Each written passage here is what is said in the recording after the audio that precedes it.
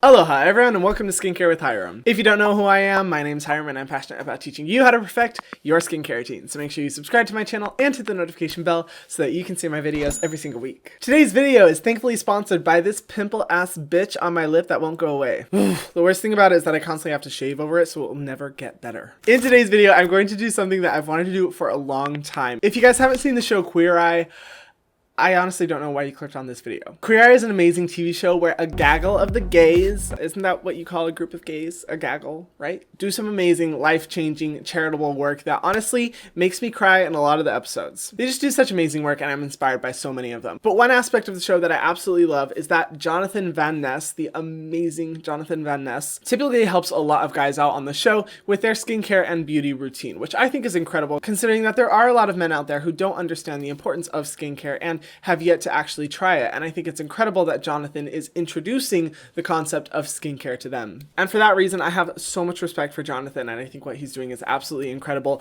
let alone just how amazing he is as a person. Him announcing that he's non-binary and erasing the stigma around HIV, he's so incredible. But as much as I love him and Queer Eye, there have been moments in the past with skincare advice where I've been like, I don't know about that one. So I thought it would be fun to react to some of the things that Jonathan has recommended in Queer Eye episodes past and give my opinions. Now right away, I'm just gonna say, if you thought this video was gonna be hate for Jonathan Van Ness, bitch, you thought wrong. But it is possible to love someone and also completely disagree with them on certain things, like skincare, which is where my ass enters the room. Oh yeah! If you don't know me, I am a skincare specialist working in the industries facilitating ingredient and product training for the skincare brand that I work for. I am not, however, a licensed esthetician or dermatologist, nor do I ever claim to know more than any of them. If you do have any skin concerns, please see your esthetician or dermatologist to get that shit treated. This is all just for fun and entertainment's sake. Okay, Jonathan, let's see what you got. So I tried searching on YouTube for so long just to find like compilations or clips where Jonathan is giving skincare advice. I wasn't able to find any, and honestly going through the trouble of having to find the individual episodes and the clips and having to screen record them and then put them in this video is just honestly way too much. So instead what I'm doing is looking at Women's Health Magazine, an article by Amanda Lucci, to where she compiled some of the skincare tips that Jonathan has given in the past. So thank you, Amanda. Now I've only seen this article and briefly looked through it. I honestly don't remember what's in this article because my memory is shite. So I'm excited to see what tips he gave. But it says the first guy's subject, Tom, had lupus, which gave his skin a reddish undertone and caused flare-ups on his cheek and nose. Jonathan recommended a gel face mask that you store in the freezer. Okay. Cold stuff removes puffiness, it invigorates the skin, and it really takes inflammation down, Jonathan declared in episode 1. And Jonathan Van Ness isn't the only one who loves this trick. Queer Eye's culture expert actually tweeted recently that the secret to his flawless skin is using ice cubes on his face once a day. Ooh. Okay, well, so storing a face mask in the freezer is honestly something that I do think is a hack to getting rid of some puffiness that we experience in the morning. Honestly, I don't see a problem at all with storing a face mask in the freezer. Like he was saying, it does help to reduce puffiness in the skin. A lot of times exposing your skin to something a little bit more cold, a little bit more cooling will reduce that puffiness. I don't necessarily agree with taking inflammation down. I think it really depends on where your inflammation is coming from. Is it coming from sensitivity to a product? Is it coming from wind and air exposure that's made it to be sensitive, or is it just like morning puffiness and inflammation? Like, I think it really does depend on the source, but for reducing puffiness, absolutely. And I don't think that there's anything wrong with storing it in the fridge or freezer to just get a little bit of that cooling sensation. Sometimes it can feel really nice and be satisfying. But I will say as well, I wouldn't recommend that you put like all your face masks in the freezer. I think if you do have any, for example, like one of my favorite products, like the cucumber gel mask from Peter Thomas Roth, storing that in the freezer and then applying it to your face cold would feel amazing. But if you have a face mask or a product with a high concentration of actives like exfoliants, vitamin C, or retinol, I would say it's probably better just to keep those products in normal air temperature like they were formulated to be in. That way it doesn't interfere with the process of delivering active ingredients into your skin or mess with the formula in any way that could decrease the shelf life of the product, just to be safe. However, the ice cube trick, I don't know.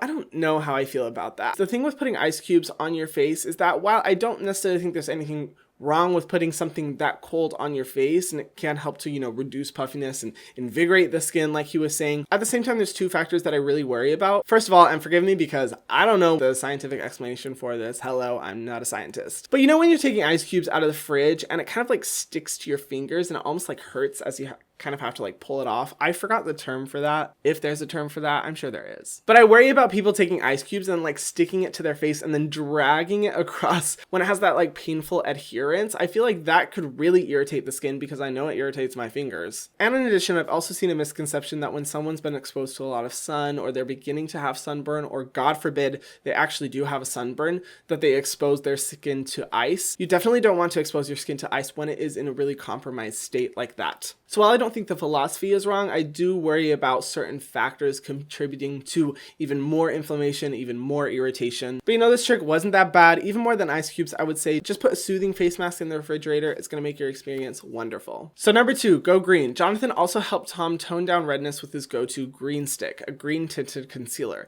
It sounds weird, but think about it. Green and red are opposite of each other on the color wheel, so layering them neutralizes the area. Yes, I do remember this from the first episode. Color correction is honestly a pretty cool hack when it comes to reducing redness in the face. While this is a little bit more makeup focused, there are skincare products that have a natural green tint to it to offset the redness. For example, the Dr. Jart moisturizer. While I'm not crazy about it because it has some essential oils, I won't deny that it works really well, and I love the green tint that it has because it does neutralize redness. And as someone who is constantly exposed to sunlight with pale ass skin, redness is a struggle for me, and sometimes I really have a hard time finding something that is just going to calm the fuck out of my skin. But for anyone who is struggling with red skin out there and sometimes your skincare just isn't doing enough, honestly, applying a little bit of green tint can really help offset that without looking like you're putting a ton of makeup on your face. So yes, I agree with this hack.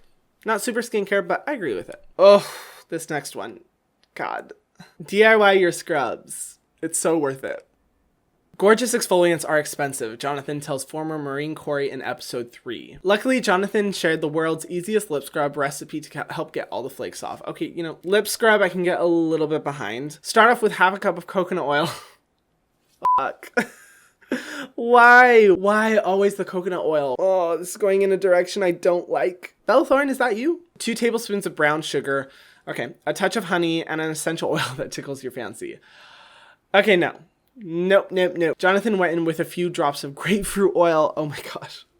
Because the acids in citrus fruits have even more exfoliating properties. So I don't agree with this whatsoever. I mean, at first I thought it was going to be a facial scrub. Lip scrubs aren't necessarily a lot better because lips are very sensitive. I won't ignore how nice it is to use a lip scrub. And personally, my lips can handle a lot more than my face when it comes to scrubbing. And here's the thing, as much as I did freak out before, coconut oil on your lips is not terrible. Like I've talked about before, I don't like coconut oil. I think it's one of the lowest quality oils out there and that there's a lot better ones. But as long as it's not a leave-on treatment and you're able to wash it off with the cleanser afterwards, I don't think there's a problem.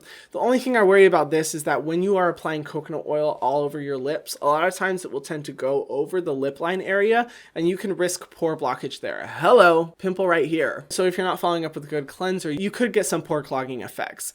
I'm glad that he uses brown sugar and not a coffee scrub or anything like that. Sugar does break down with water, so that's better. An essential oil that tickles your fancy, no. And specifically grapefruit oil, I completely disagree with this. First of all, essential oils can be highly irritating to the face, especially when in DIY concentrations because you're usually adding like a few drops. While essential oils do have some beneficial side aspects, like for example, citrus-based essential oils having some mild exfoliation properties, usually the oils are so unstable when exposed to air and light that you aren't getting a lot of those benefits, and the potential for irritation and sensitivity greatly outweighs the potential benefits that you'll see. Citrus essential oils are the most irritating of all the essential oils, so I would say this isn't a terrible recipe, but just leave the essential oils out of it because you don't want to risk your skin having that sensitivity in the long run. So it feels great now, but years down the road when we use anything with fragrance, we're like, why is my skin freaking out? Why am I breaking out? Why is it so sensitive? I can't use anything. Essential oils can help contribute to that, which is why I'm just like, stay away.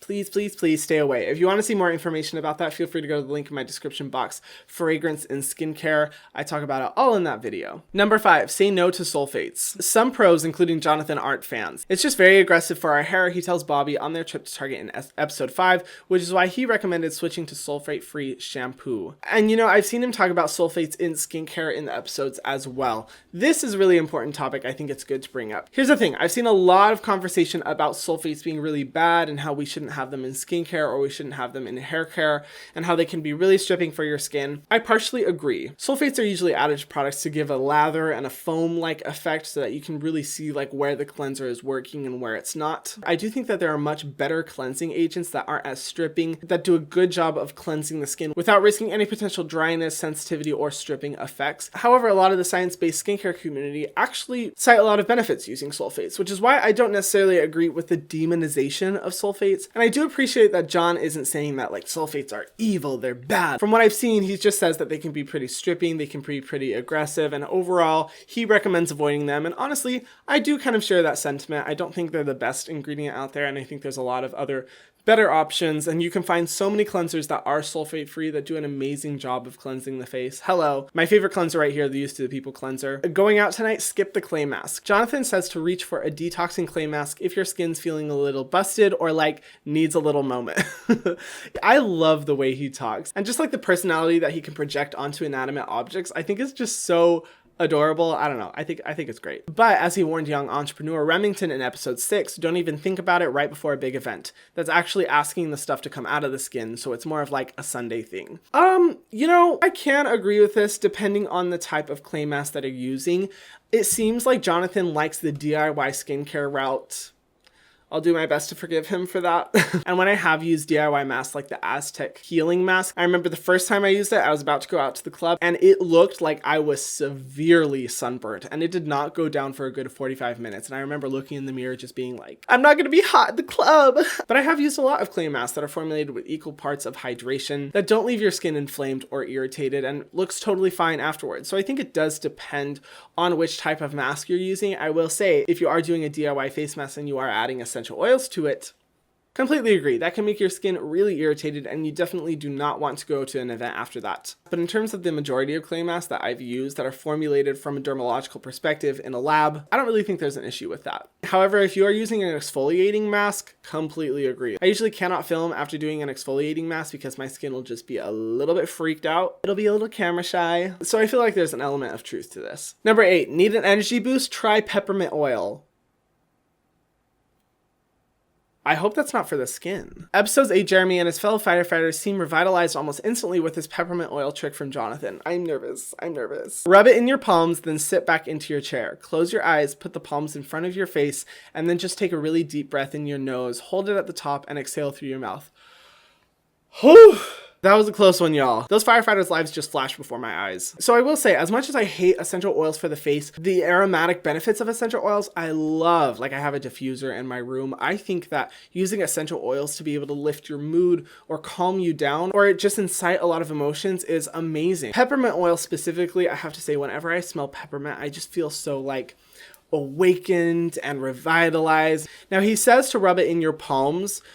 While I don't think it's good for essential oils to be used on the skin, if you are going to use it, please just use it on your body because the body skin can handle a lot more than the face. And I love that he says to not apply it on the face. If I had $1 for every holistic mommy blogger that says to put essential oils in your palms, rub it together, and then press it on your face, I wouldn't need to do YouTube anymore. Please, if you are going to do this trick, do not apply the essential oil to your face. Hold it away from your face, inhale and exhale. I do think, however, a better way of doing this is getting a diffuser and just inhaling that so that you don't risk the sensitivity of putting it on your palms or anywhere on your body. But this is a much better direction than I thought we were going. Whew.